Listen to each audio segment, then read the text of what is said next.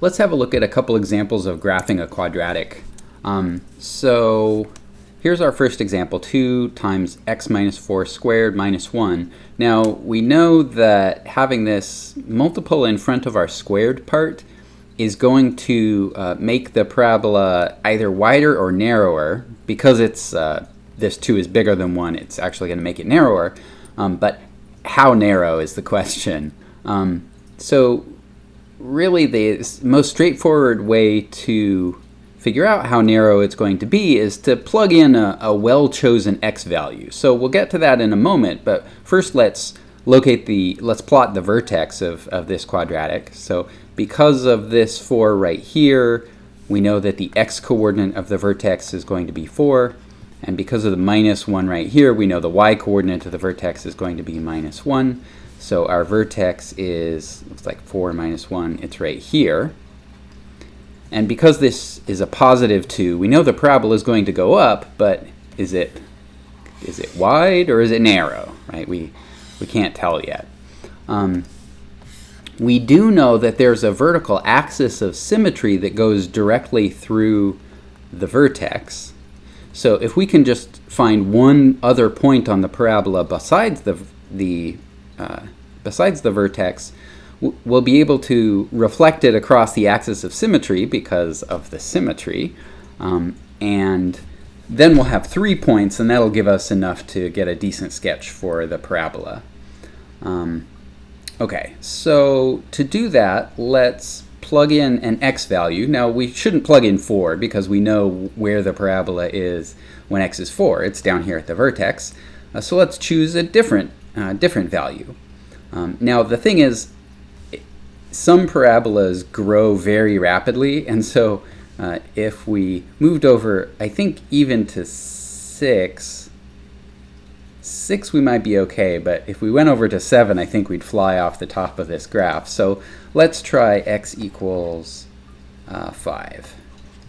So if we put this into the formula for this quadratic, we get this, and now we can do all this arithmetic. So 5 minus 4 is 1, so that's squared. 1 squared is 1, so this is 2 minus 1, and so this is 1.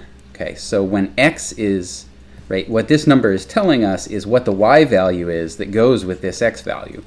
So when when x is 5, y is 1, so that means this point.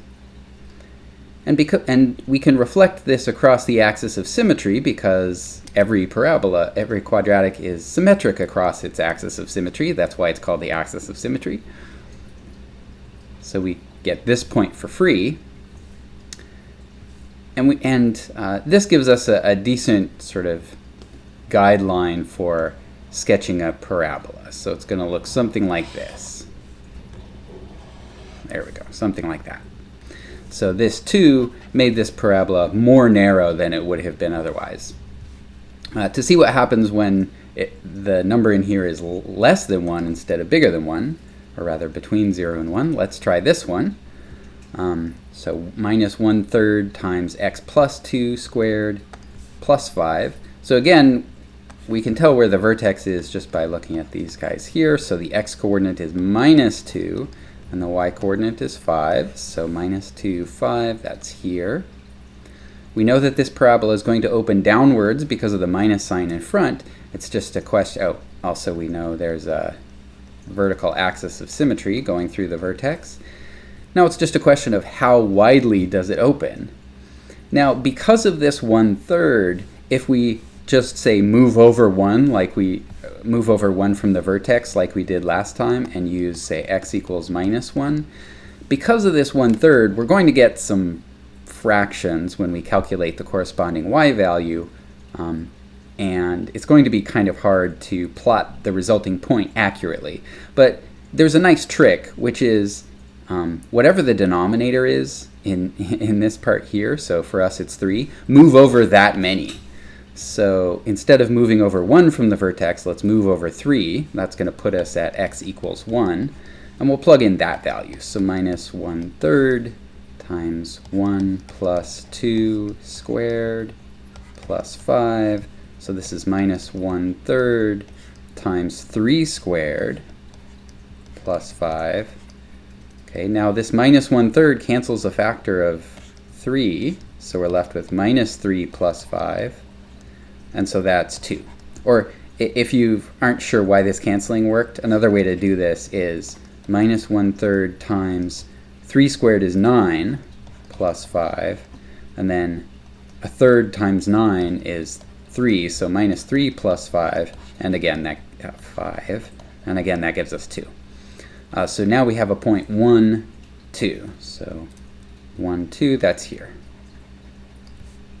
All right, and so again we can reflect this across the axis of symmetry. So it takes us 3 to get from this point to the axis of symmetry, so we go 3 more the other way, this point, and here's our parabola.